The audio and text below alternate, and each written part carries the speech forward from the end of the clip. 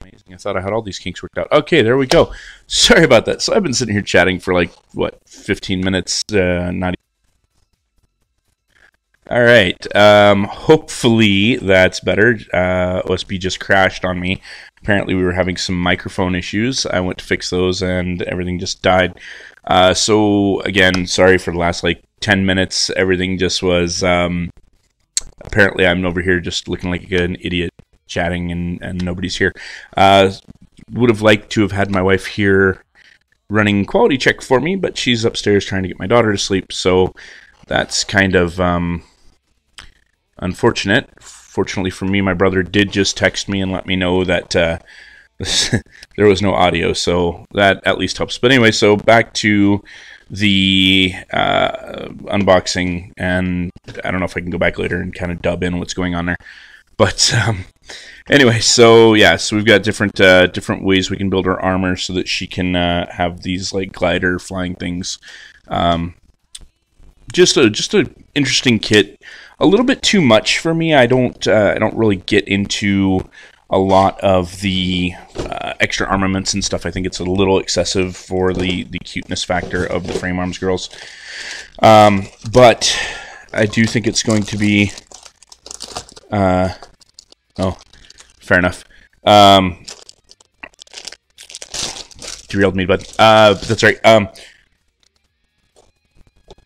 I think because of the extra armaments, because of all the extra little finny parts, like on the boots here, the first thing that I thought when I saw this was it harkens back to the original Gundam Deathscythe Hell, and I really enjoyed his look from Endless Waltz. So the first thing that popped into my mind was this has got to be my winter kit, and I had picked up the MSG options part, the giant basically axe sword thing. And once I put it together, I kind of played around with it, and I ended up building a like a scythe kind of thing. And at that moment, I knew exactly what I had to do here, and it's just kind of been in the back of my mind for a few weeks as I've been kind of thinking about it. So anyway, the box is open now. We get a stand, nice clear piece with a couple points of articulation to hold her up. Not all of the Frame Arms girls so far have come with these. It's been kind of hit and miss. Some of them have stands, some of them don't. It seems like the ones that are known to be a little bit more top-heavy or slightly dysfunctional for standing seem to come with them. One of the things that I don't necessarily care for with these kits is they have really tiny feet. And while I realize that that is kind of a feminine trait for... you know, what they're going for here, one of the problems with them is the fact that the feet are so small. You have to really work to balance them to get them to pose just right. And fortunately, they do have enough points of articulation, but sometimes getting them in that exact pose where you want them can be problematic. And as you can see, they can fall over fairly easily. So it's no wonder her kicks keep breaking. I keep using them for things. Anyway, so that was the base, and we have, of course, our nice molded light purple. This would be Tree J. Like I said, well, you just didn't hear it, but earlier one of the things I said was that this is kind of a quote-unquote unboxing, and that I've already opened these and taken everything out of the plastic because I've been kind of kicking around the ideas for this next custom build. So I think this is part of the knee, like the knee thruster pieces, extra armaments. Most of this looks like stuff that I probably won't necessarily be using. I do like the high heel boots. I think those are really cool. I think it's a neat thing that they're not all the same kind of feet. Like with Gundam, you know, several of the kits all use the same kind of mold for the basic feet. So we get 2 of those trees. And like I said, I don't know how much of that I will be using. We've got most of the bodice here. We've got the it's kind of a darker purple. And at first glance, the first thing I thought when I saw this was it definitely reminds me of the Japanese swimsuit, the schoolgirl swimsuit. And I was kind of half contemplating maybe doing the you know, the little chest piece with the white placard and a number on it just for shoots and poops, and then maybe painting that over later. But she comes with a couple different heads. We've got like an angry yelling face. We've got just a regular face and kind of like a scowling face. This, I believe, will be the shoulder sockets. I'm not really sure. I haven't really looked at the build on this one yet, but they do come with shoulder blades. They come with shoulder sockets. So they're really, like I said, they're really well thought out, really well built kits. And again, I keep referencing a video that has no audio, so maybe I can go back and somehow dub over that. Looks like we've got some maybe leg or arm pieces here. It's kind of a muddly brown color. Again, not really sure. We'll get some handles for something. Maybe this is part of the either the armaments or the parts that can be converted into her little flying cycle-y thing. I believe we do get 2 of those trees. Again, we do have a second one of those trees. Lots of detail. I do like, you know, like even the cross hatching on these grips is really nice.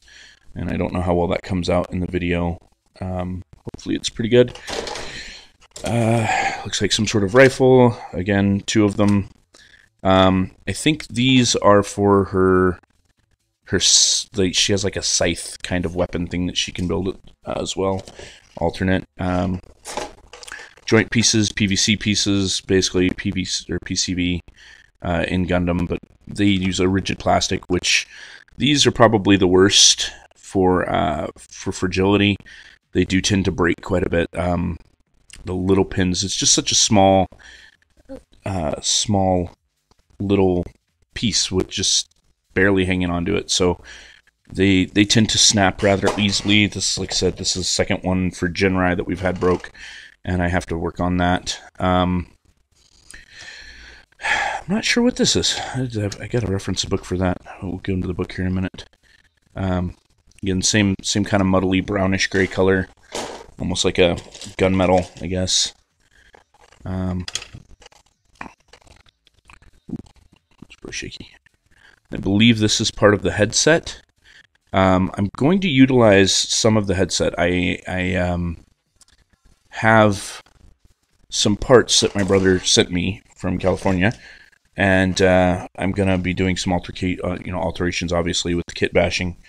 By the way, a new term I was not familiar with till recently. And instead of giving her traditional little head wraps, I'm going to probably try to give her like a set of horns. And again, keeping with that Halloween style theme. I believe these are forearms, so that would mean those other pieces were legs for sure. Upper thigh piece. With this particular kit, I noticed that she does have a bare thigh here, and I think what I may do, which I did with my winter kit, is I actually made her like a one-piece skin suit, and I think I'll probably do the same here because this is a fall kit. Wouldn't make a lot of sense for a female or any person really to be running around in the chillier part of late October, early November, wearing, you know, very little on their lower extremities. The flesh tones are really nice. Kind of already have a nice dull kind of matte feel to them. They actually kind of almost feel slightly roughed up, kind of fuzzy-ish, and it's a textural thing. But they do stain and take paint very easily. So if you do work on one of these kits, I definitely recommend you're very careful with these. Maybe even hit them with the Dakota Clear before you do much work with them. Just because they mark easy, and the marks are kind of hard to get out without dulling it. It does have just a nice enough bit of shine. They give you a blank template face, and they do give you decals for different eyes. And going back to the faces there, the eyes they are using are kind of a reddish color, which are not her actual eye colors in the series. They're more of a washed out lavender, but she kind of goes a little... Spoiler alert here, she does go a little cuckoo and she ends up with red eyes. So they do also come with PCB parts, much like Gundam flesh tone. They're not quite the same dullness. You can see there's a little bit of a color differentiation, slightly shinier, but it's not really noticeable once the kit is assembled and you throw your coat of clear on it. I believe this is the upper thigh joint that actually allows you to attach the whatever these big purple things are here, and we do get 2 of those trees. I guess they're called runners now. Terminology's all changed up since I was doing this years ago. Hair color is like this washed out bluish aqua thing, and I'm really gonna change that. I don't like it. As it is, we'll get into the nice clear pieces here in a second, but with as much purple as there is in the kit, and where I'm planning on going with it, I really feel like the blue would just really wash everything out. And with my winter kit already having so much blue, and as I do plan on displaying all 4 of these together, I think that having that transition from a nice summer kit, which I do plan to be kind of like a fiery phoenix color, will be going in a stark contrast to this purpley kit, and then we'll be going from purple to blue. And I think if we have blue in there, it's going to kind of flow in a sense, like it's going to transition and wash those 2 out, and that red one's really going to stick out. So I want to have enough of a contrast between the 3. I'm really kind of thinking toward giving her either black hair like the winter kit, or possibly like a blonde, or something to that effect, like a really light blonde. And I'm not sure yet, but we'll cross that bridge when we get there. I believe this is the sides of the back of the head, and this is the sides of the front of the head. And this is where these protrusions will attach, and I'm hoping that the side skirts from the 1/144th Hell Scythe my brother sent up here will go on there and hide that really well and give it that nice horned look. And that's really what I'm after, is trying to give her horns. Like I said, she is a kind of Halloween thing. A couple more PCB part trees. From there we have the nice shiny clear colored, and I have left these in the plastic just because I want to make sure that they don't get scuffed up until I decide what I'm exactly going to do, because I'm on the fence with keeping them the blue. Again, with the winter kit having the ice, the Arctic kind of feel to it, I'm really hesitant about having this be kind of there. And one of the things I'd like to have is, being as how she's fall, I kind of want to have that element of storm. So it's impossible to make them translucent and yellow like lightning, which I think would be really cool. But I think I might be able to soak them in some sort of dye, or my brother had mentioned using like a translucent red nail polish to make them purple. And I think if I could go with a purple color, that would really look cool. I think that'll help offset. But with the other 2 purples I plan on using, it might really just come out as being too much like Grimace from McDonald's. And I'm still working through how we're going to make that work. One last little PCV tree, and I'm not sure where I'm going to need that, but it's small enough I could lose it easy, so I hope that doesn't happen. And then we've got some hands. We've got pointing fingers, we've got like a graspy hand, we've got splayed hands, kind of a relaxed hand, and of course fists. That is something I do like with these kits as well, is they've given you lots of options, lots of posability options. The one downside, of course, is that with all the posability, you want to pose them, and they're not really sturdy for that. They tend to fall apart at important parts. So there are things you could glue, but then the kit becomes too strong, and then when you kind of move something, then you risk breaking. So we got to fight some of that. But instruction booklet, nice colored pages here on the front. One of the other kits, the Megami Device kits, came with a comic book, which I thought was pretty cool. All of the frame arms girls have a regular frame arms counterpart, which I guess is supposed to be the male robot version, or maybe they're supposed to be just female versions. I don't know. I don't speak Japanese. I don't read kanji. I wish I did. All of the Kotobukiya kits so far seem to come with a replacement order list. So if you could read any of that, it would probably say, if you're missing a piece or need to replace one of your runners, this is how much it costs and the appropriate money, yada yada. pretty basic, straightforward stuff, showing you how to build the lower leg joints. And if this one's at all designed like the other ones, they have a slip system where you can actually lower the leg ball joints to get the legs on and off, or to kind of offset so that the hips can swivel up and down one way or the other. It's a nice little feature. Another thing I like about these kits is they're not all built to be like super busty. They're not all meant to be like overly well endowed women. They're various sizes of cup shape, and with this particular kit, one of the things I noticed with her lower section, her hips are actually wider than the hips of both the Megami device and the Jinrai that I've built, and I wasn't counting on that. I did want the interior frame on this one to be smaller, so I was kind of on the fence with ordering a different kit just so that I can get the lower midsection for a smaller frame.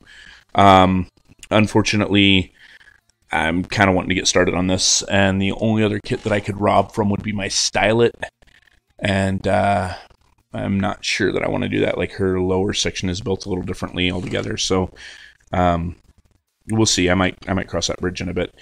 Like I said, pretty straightforward instructions. Kind of shows you, you build your torso and then you attach them to the legs later. And then they also show you the ways to build the hovercraft or hover bikes, whatever you want to call them. Different ways to reassemble and disassemble the weapons. So it's kind of a neat little bit of service that they give you. The Megami Device Archer kit came with instructions on how to make the Asura Ninja, which allowed you to take parts from the Ninja and the Archer and build a Samurai kit. The Ninja didn't come with those instructions, even though they did show the finished build on the outside of the box, and it was pretty cool. This particular sword unit is an MSG part that you can get, and I think it's interesting that they have her riding it like it's some sort of hoverboard. But yeah, Frame Arms is definitely about customization, definitely wanting to get you out there building. So anyway, I referenced earlier that my brother had sent me some stuff, and I'll maybe get into that if there's time in this video, some of the stuff that he sent me, because I've got some other ideas in the works. But there are parts here from a 1/144th Deathscythe Hell that I may end up using just as a little bit of extra stuff. The majority of this kit will be ripping from the 1/100 scale Deathscythe Hell. And of course we've got those pieces that I was referring to that could be the horns on the side of the head. I want to try to use that in conjunction with the little clear pieces that are going to be on the top of her head. If I can get them to somehow sit and wrap in there, I might have to break out the Dremel or something and cut a groove or a notch so that they'll fit inside. But I think that'll actually be kind of a neat effect if I can get that to happen. The box also contained a couple other parts from different various other kits, and I have the Endless Waltz Wing Gundam forearms, and I really do like the idea of having this extra little fin with as many fins and pieces are going to be on here, rather than using the forearm pieces from the Endless Waltz 1/100 scale. I was thinking about maybe switching up and cutting all of this out, because thanks to Richard, he glued everything. Thanks, buddy. But we can get that apart. So I'm pretty sure that her forearm section will fit inside of here. I might have to do a little modification, whether it is actually cutting this piece out and using this as a, as like a nice little box, and then fitting her arm inside of it, and maybe creating a couple pins so that it locks it in place. If I got to do something like that, then that's just what I got to do. So cross that bridge when we get there. I do with the heavy arms build, I actually was able to use the chest from the 1/144th that he sent me, and in looking at her design, she has these clear pieces that come over the breast, which has that same sort of design element as the heavy arms fin pieces, intake fins that come into the chest. So I may or may not do anything with this. I might just keep the design element on the breast, just to help keep that center section, that core section, still be nice and smooth and rounded and feminine looking. And like I said, because it already has that design element in there, I don't know if I need the design element off of that. So that's the Frame Arms Girl kit in a nutshell, and we'll move on to the Hellscythe, or Deathscythe Hell, whatever you want to call it. Pretty much everyone knows what that looks like. They know Duo Maxwell. They know what he looks like. I don't know if I need to go into box art on this. This kit's been around for quite some time. Another one of the things Richard sent me, of course, with the parts was the 1/144th wing set. And I'm on the fence with being able to use it, or being able to use it in conjunction with the 1/100 scale. I might try to do like a dual set of bat wings where she's got like an upper set and a lower set, giving her like a 4-wing set, like a dragon. Not really 100% sure where I'm going to go with that yet.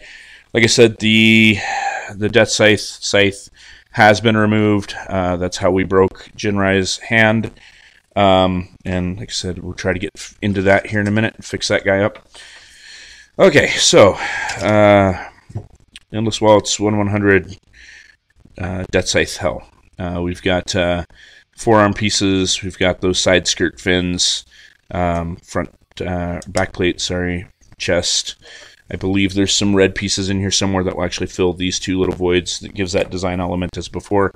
Probably won't use much of the 1/100 scale core body, as I've already got the core body from the Frame Arms Girl. The shoulder pads I may find a way to incorporate because they do have that nice white fin piece that goes into the shoulder pad. As I remember, I believe these are the top of the feet pads. This is the inner piece to the side skirt. If you can't tell, I've obviously built one of these before. This is the part of the runner where the beam scythe was. Wingtips, those are those chest pieces we were talking about just a second ago. This is the big part here. This is one of the main things that I need for this kit are these legs. One of the things that I've been doing with these kits is, like I said before, by comparison, you've got, we'll just use Jinrai as example because that's what I do. This is basically the knee joint is right here. The knee joint is here. As you can see, there's about a ½ inch difference between knee and ankle. And then the foot here will actually extend. The foot here will extend right about here. So there's almost a full inch, about 3/4 of an inch height difference. I don't remember exactly who it was. It might be my brother who's watching the stream right now, who mentioned that it kind of gives a younger look to the kits by having the leg be slightly elongated, makes them look sleeker, more sporty. I find it also makes the kit more stable to have the heavier base, the bigger foot. And maybe here in a second I can pull down the Frame Arms Girl Heavy Arms custom build because I got her sitting right up there. Upper thighs, midsection, torso, upper foot, knee joints, hand pieces. Again, this gray is actually kind of nice. It gives me a nice contrast to her kind of brownish gunmetal gray. Everything will get painted, so I'm not too concerned with color, but it does kind of lend itself to a color that I want to use. I think I do want to go with a primer color for the legs, just because I do think it's going to look more natural for that fall color with the black, or I use a color called graphite mica for the undercoat of the skin suit. It's got a nice black metallic kind of look, but when you hit it with a matte clear, some of that metallic comes out of it and it looks like a nice wetsuit. It's got a nice kind of spandexy feel to it in appearance. So that's out. And we've got the front of the bat wings, I believe they are. And then your, yeah, this is where those red pieces go in, little talon pieces. Rear bat wingtip, articulation parts. And we've got the back center, back sides, interior plates, centerpiece down the back, inner pieces for the side or front wings, and the feet. And like I said, I think these feet are going to be an awesome complement to the Hresvelgr feet, because they have that nice, already that same kind of design element of the boot coming down. You know, she obviously has a high heel, comes down, hits the foot, and then comes up into a spike. We're gonna have kind of the same design element with that same. It's almost like I traced it. That same spike, only this will be a sharper spike and not that clear crystal glass. I know a lot of people out there are really into those translucent pieces. I could take them or leave them.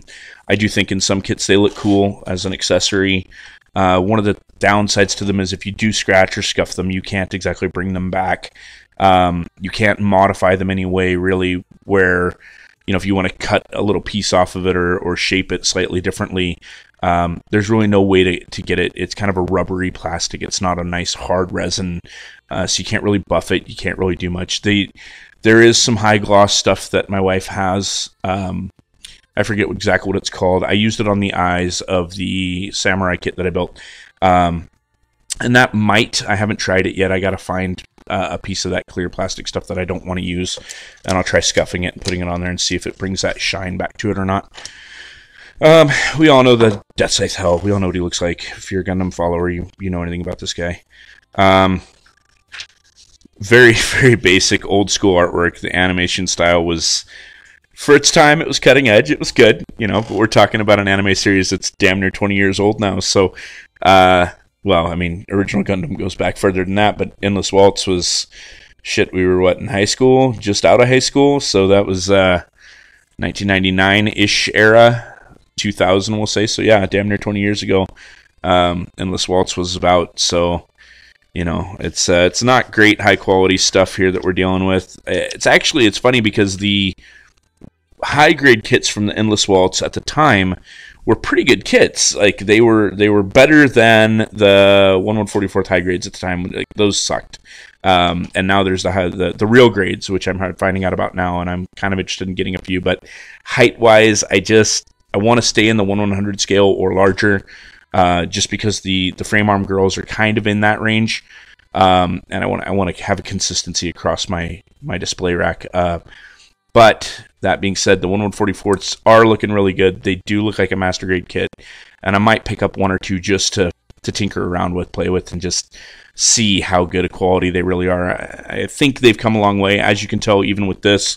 Far less runners on a high grade 1/100 kit than there was on one of these Kotobukiya frame arms girls. There's lots of parts, lots of intricate parts. As I do recall, these guys were relatively durable. Richard and I were just actually having a conversation the other day about the wing pack being quite brittle. The connecting point to the backpack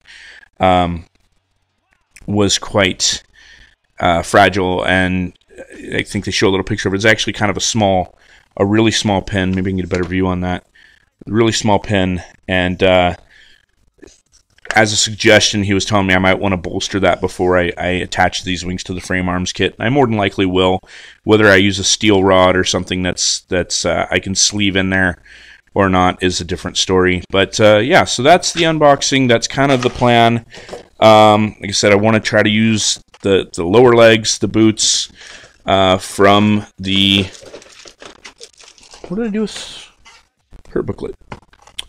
Huh. Let's see somewhere. Anyway, I do want to use those lower legs from the Deathscythe. I want to keep those design elements that are in her chest, I think, and kind of go forward from there.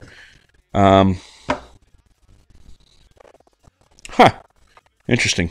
So yeah, and then of course, her weapon here is it's kind of a one of a kind. It is off that MSG parts. I did build it in mind with the traditional scythe with the two hands for reaping, and as you can see, I do have some gluing on this to do to make it stable, but I do think that just is going to lend itself really well to this overall build. So with all that being said, I guess I'm not going to kind of show off some of my brainstorms because I can't find her booklet. I don't know what I did with it. Oh, threw it in the bottom of the whole side kit. Anyway, moving on. We'll revisit that another day. You guys will get to see me work on it plenty, I'm sure, in the future. Let's have a look at Jinrai and see what we can do to fix her hand. We have We'll just put her like she's on an operating table here. She's, you know, we can give her a little blanket. What the hell? Beep, beep, beep. Scalpel. There, ta-da. Anyway, so obviously this was on there. The pin snapped off, and you know, you can just glue it, obviously, but then of course you lose your range of motion. All of that's gone. Like I said, fortunately, I do have another one here that I can use. I can take from my Jinrai, which and then boned if my Jinrai ever breaks, but I'm not going to be doing much. But she's pretty much done and not going to move anymore. So we've got some options here. We can, you know, obviously, first of all, we want to pull this pin out of her hand. So no more. Bye-bye. Bye-bye. Get her out of here. And obviously, we're dealing with something tiny. We're going to go and take her hand off the scythe. I think it was in the other video that didn't have audio. Running gag right now is that Jinrai likes to steal everyone's weapons and try them out for herself, mostly because I used her as a test dummy for all of the custom build that I was working on. And like to get a feel for how the chest plate was going to look, to see how the legs were going to look on there, to test fit the dual Gatlings.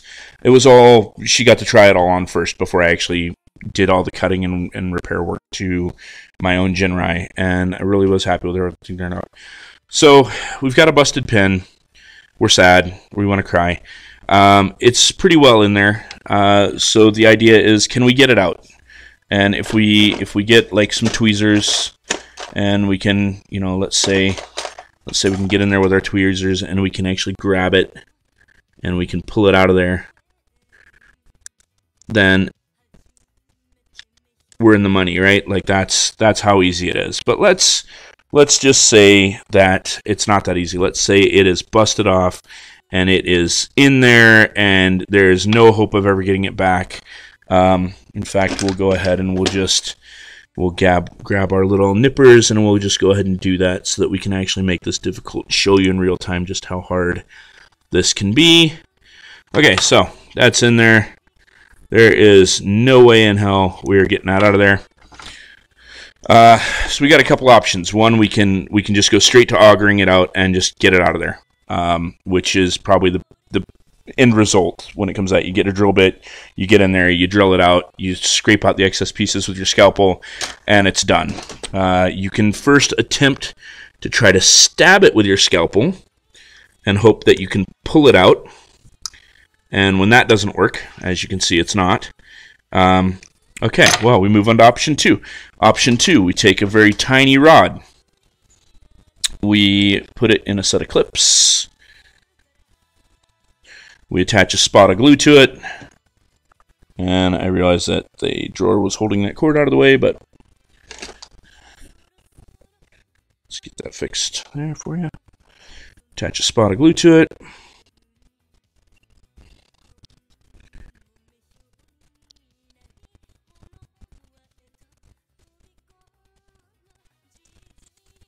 Let that sit there for a minute, just as a little bead on the end. While that's pseudo-drying, set that there. We're going to try to just poke a tiny little hole in the end and just kind of auger it just a little bit so that we can maybe get the end of that pin to sit inside this hole. And then once it dries, we might be able to pull it out of there. Unfortunately, what could also happen is the glue could run off the end of the pin and seal the port with the piece inside. And then, you know, obviously there's one more thing that's gone wrong, and you're throwing a fit and you're upset and you just want to cry and throw pieces away and say screw it, never build models again. But obviously you won't. You're going to continue on with life. You're going to build more kits. You're going to do that sort of thing. Of course, waiting for glue to dry is like the worst. Everyone hates doing that.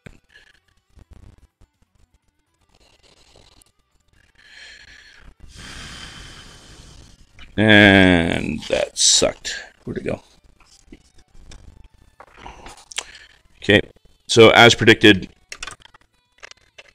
the glue has come off the end of the tip. It is now in there, And there is no getting that back out, I don't think.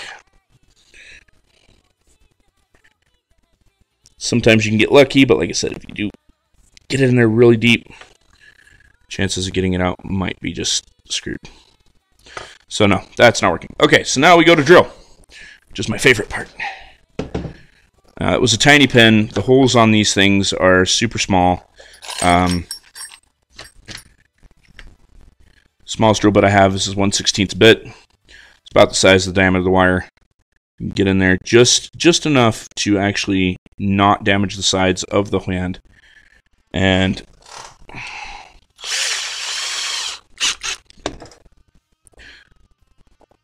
get right in there. And very, very carefully.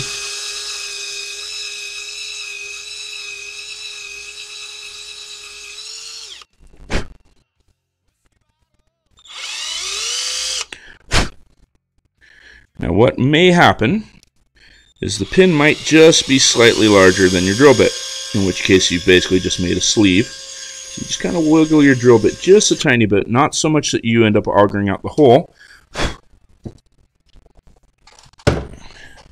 I don't know if you can see in there, but you can actually see just a little bit of the pin still surviving inside there. And this is where you take your scalpel and you get in there. You just kind of break up that little bit of plastic.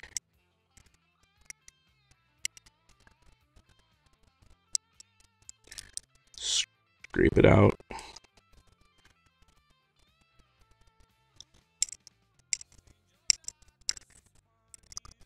Okay, so let's say, okay, so now you've got your hole is open again. You can now use it.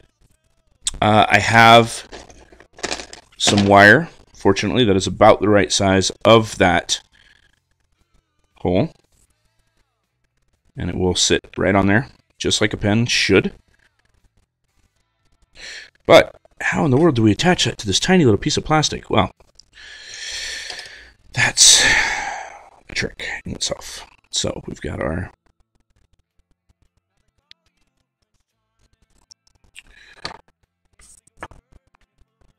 piece here. And we've got,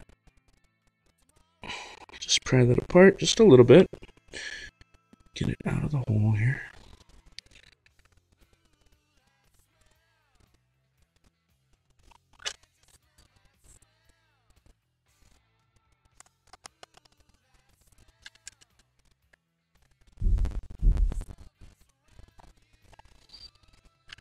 There. So this part's still good. We can still reuse that if we need to. Like I said, I have a whole other pen, so I probably will use it. And you can see where that's been broken off.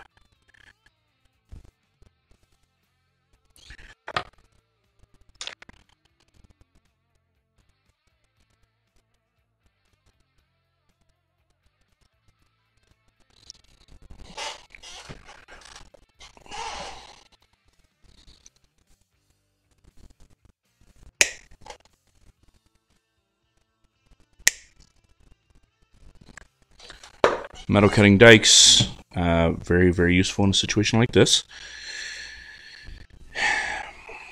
Now, what we want to do is we want to just take that little piece of white right there that was there before, and we want to just remove it. We want to somehow auger it out. We can use our scalpel. You can try the drill. I don't recommend the drill on this one. You can use a Dremel. Whatever you do, be careful, because it's not nice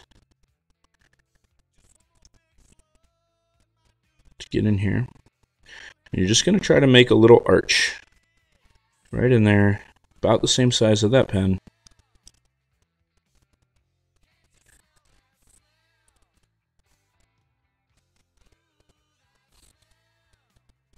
So that the pin has more than just the end to contact to. You want it to contact on a couple of different sides.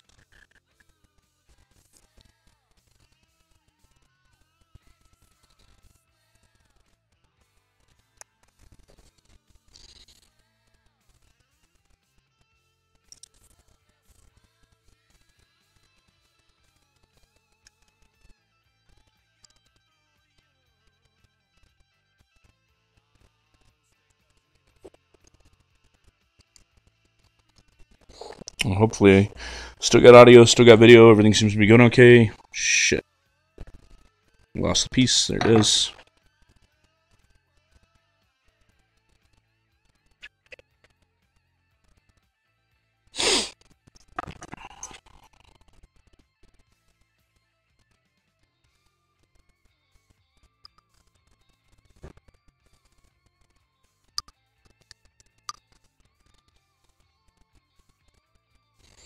You're going to be very careful you don't break the actual pin off for the hinge.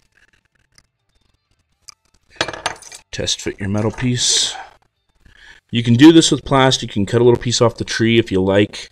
I don't recommend it when it comes to these kinds of things. When you're doing pins, I always recommend metal, just because you need that extra stability. If it broke once before, it'll probably break again, unless of course you're stupid careful with it from then on. But you know, things fall, and I tell you how many times I've had a kit that you thought was stable and you bump the shelf, then it falls down and something breaks, and then you're all unhappiness and tears.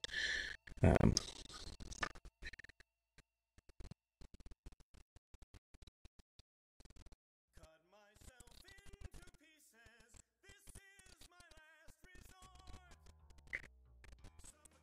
sure lots of you probably don't have time to go through all of this, so you probably just say forget it and move on with life. But sometimes, you know, you put all this work and effort into something, and then something goes wrong, and you just wish you could fix it, but you're not really sure how. You don't want to lose the functionality of the kit. You don't want to lose its posability. You want to be able to retain the movement, the posability, or it fell, and the one piece that you needed to hold it in such a way so you could pose it the way you had it is now busted, and again, unhappiness and tears, and we don't like that. So if I use this side of cut, it should be pretty good. Should fit in there all right. Okay. Make sure that we've got clearance.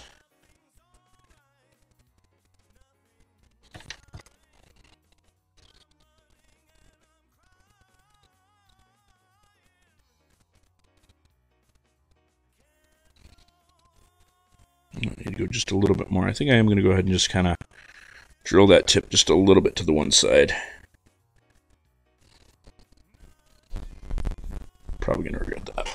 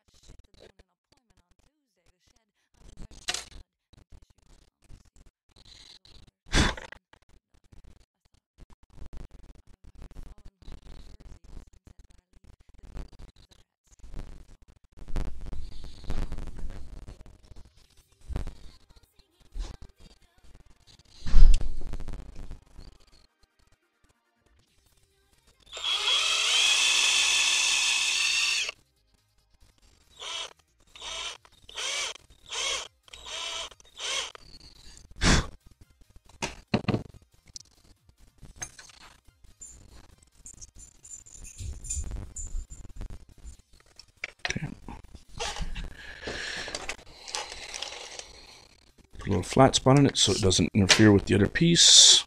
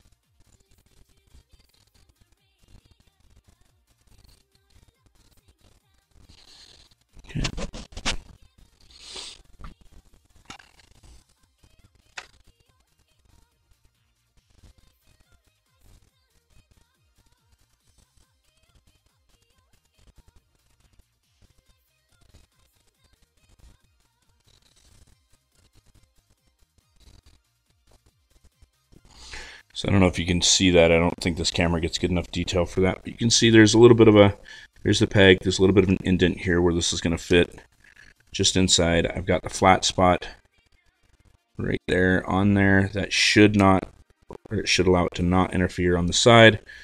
It should fit in there pretty close to smooth. Looks pretty good. I might foul that just a little bit more. Dremel can also be used for this. I'm trying to not use my Dremel for these tutorials because it is allowed. And I don't think I want to do that at 9 o'clock at night.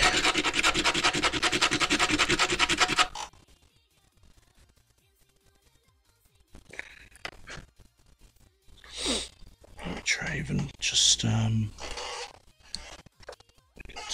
that a bit flatter.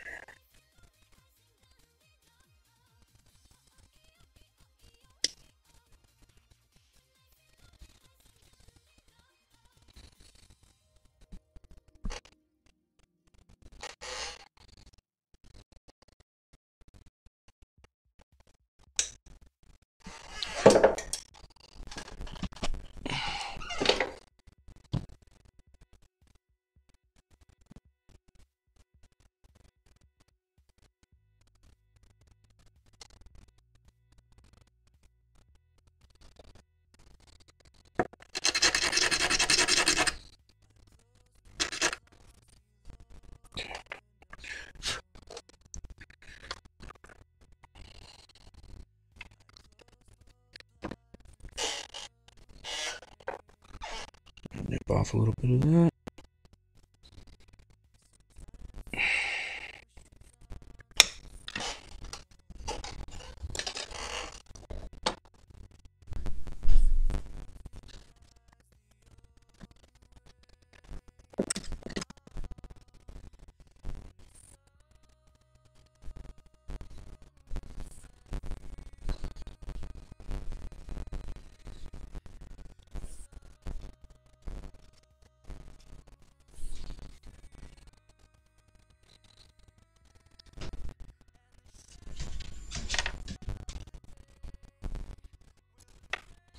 Super glue. Good old-fashioned super glue.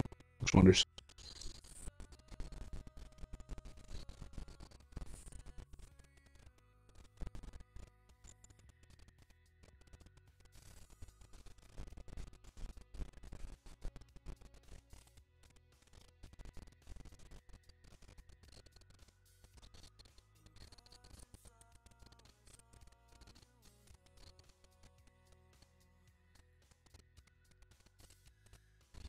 And the boring part, again, watching glue dry.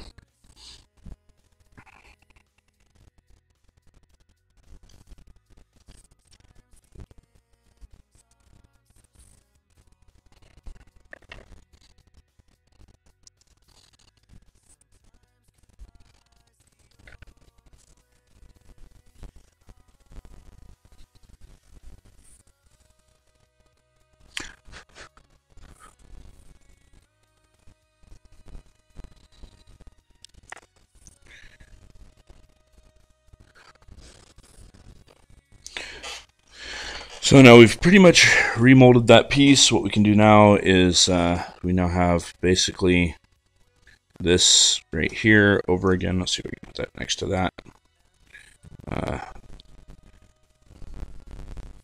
And then we just cut it to the right length, put the two pieces back together, and she's got a pin that's basically as good as new all over again. Real pain in the ass to do. So if you happen to have an extra pin, use it. Because it's a lot of work just to try to get something fixed without fusing it, but as you'll see here in a few minutes, once that dries, we can actually put the pieces together. It will be able to bend.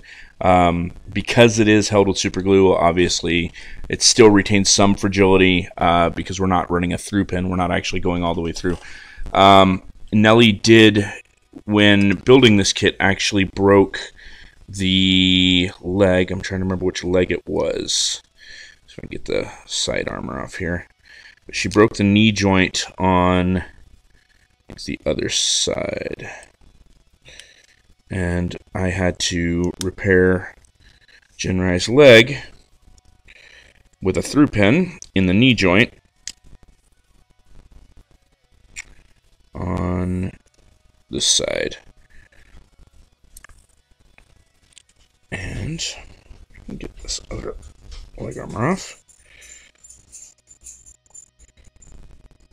Come on.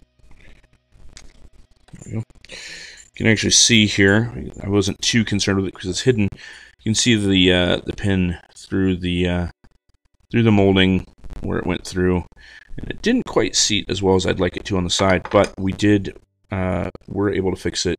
She still retains the full articulation, even though Nelly completely sheared the pin off in here. And we just drilled a hole through the outer leg, all the way through to the inside, recessed it in here just a little bit, ran it through the knee joint, test fitted a couple times, and then just put a spot of glue on the outside to hold it here.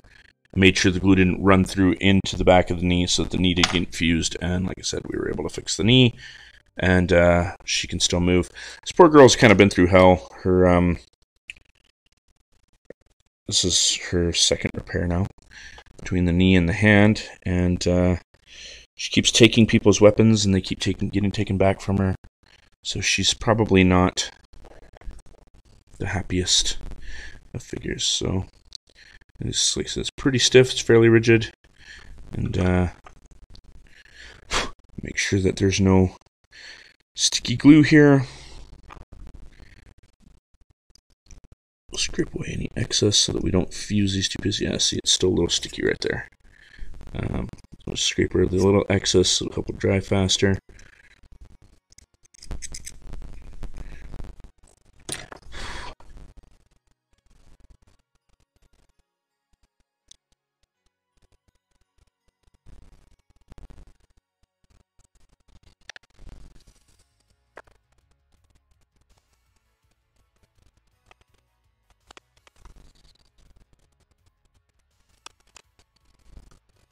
By the way, bamboo skewers work great for removing excess glue. So that should be ready to go here in just a minute. We should be able to put that onto here. And like I said, we'll cut the pin to length, and we will have a perfectly working, fully fused new pin that she can put back into the hand. I do believe most of that is out of there. Looks like it.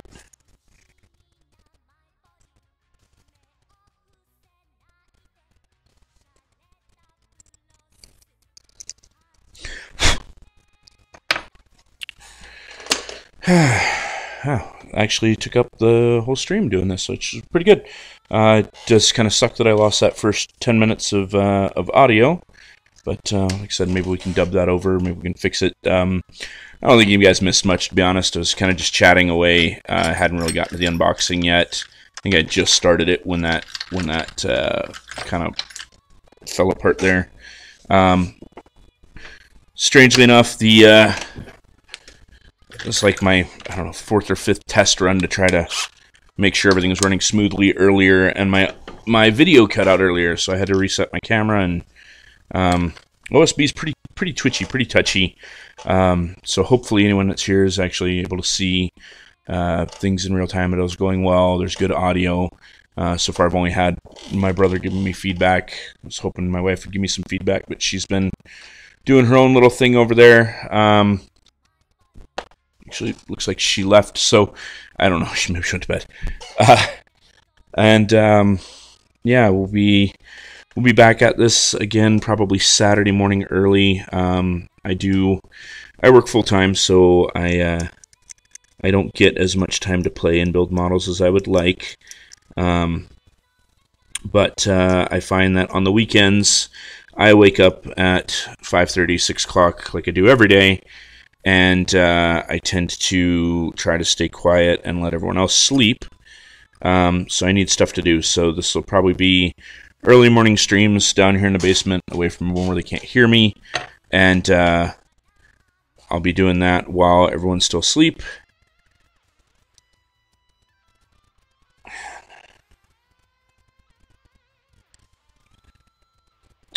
Okay.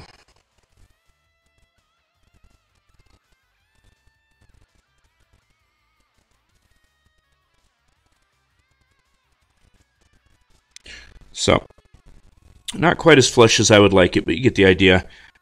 There's a tiny bit of a gap here. Obviously, I can get my blade in there easy, but we do have the full range of motion still. As long as we're careful. It feels like I'm going to pull the pin out, so maybe the glue's not completely set. But there is a pin. It is holding. It's doing its job. You can nip it to a shorter length. And the hand should go right in there.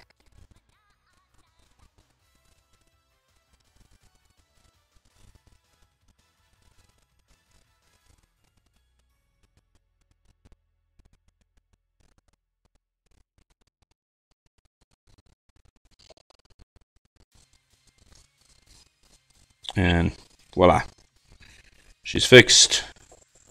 Should be able to move it carefully, twist it, and we just snapped it off. Yeah, the glue wasn't completely set, but anyway, you get the idea. Be a little more patient. I'm trying to rush all this, obviously, trying to get this all done in a short stream so don't make the video too long, and I do have to get to bed here pretty quick myself so I can get to work. Like I said at the beginning of the stream, I do plan on using the other pin I have.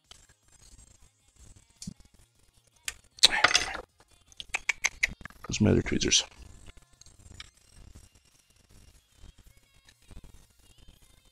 And yeah, so in a nutshell,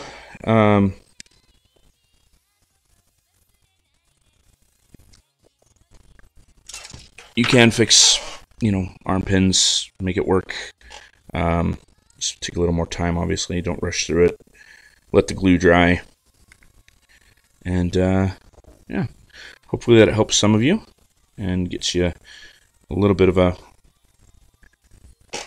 tutorial going for how to fix stuff. Try to maybe fix that so I have a spare for later and let it dry proper. Just in case we break another one. Anyway, yeah, so on that note, hope it was decent, somewhat informative, enjoyable. I don't really know. I was on the fence with even trying this. A buddy of mine suggested I try streaming the custom builds and maybe doing tutorials and stuff, and I kind of threw it out there. Seems to be a little bit of a, I won't say demand for it, but enough of a interest in it that it's worth giving a shot. And any feedback is welcome. Any questions, comments, concerns, and don't be rude, please. Don't be brutal. But yeah. Any like I said, any questions, comments, more than welcome. So on that note, good night, and maybe we'll see you Saturday morning. I think I'm going to try to do this Tuesday, Thursday, Saturdays as I work on the Deathscythe Hell custom, and just kind of watch the progress. I'll be posting post photos regularly to the studio page. I'll be uploading the videos to YouTube as they archive. And if there's any kind of thing that I think we can glean from it, like tonight with a little bit of a wrist and pin tutorial, then I think that might be something I might include in the title, like and wrist repair or whatever. If that was kind of hard to follow or something, maybe I'll do just a straight tutorial and do that outside of the streams or something. And yeah, anyway, again, thanks for coming and have a great evening. We'll hopefully see you Saturday.